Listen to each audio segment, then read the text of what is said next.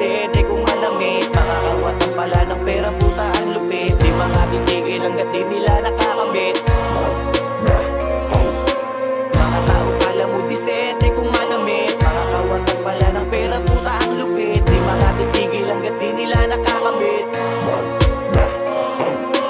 Akin ang binuksan ng mga mata't isipan sa inyong ginagawa dong kulang naintindihan ang inyong kasakiman sa ating kaban ng bayan. Di ba kayo nakukonsensya at ngayon ipaglalaban ko ang karapatan ng mga tao na Pilipino. Lahat pinaghihirapan miski barya pa na piso, habang kayo nagsusunog ng milyondaan sa kasino. Tapos pag nabuko ituturo kung sino-sino. Alam na namin ang inyong galawan, ibalik nyo na ang ninakaw nyo sa aming kaban ng bayan. Mga tuwang-tuwa habang kami binabaha, huwag nyo nang antayin buong bansa ang mag-alsa. Sama-sama na kami para buhay mawala. Huwag nyo sa aming patunayang bulag ang ating batas. Dahil kung hindi to titinggin ang ating itaas, sa kamay ng mga Pilipino na to magwawakas. Mga tao pala mo disente kung manamit. Mga kawatan pala ng pera, puta ang lupit. Di mga titigil hanggat di nila nakakamit.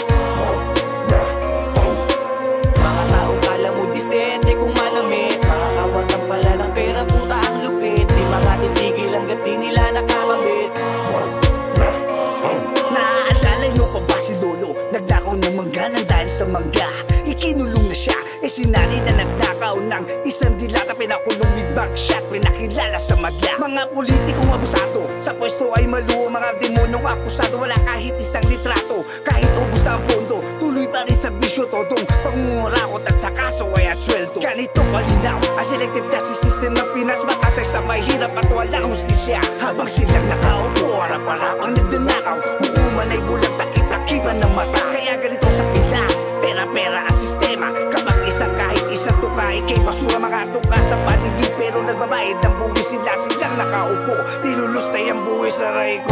Wow, alam mo disente kung manamit. Mga kawatan pala ng pera, puta ang lupit. Di mga titigil hanggat di nila nakakamit.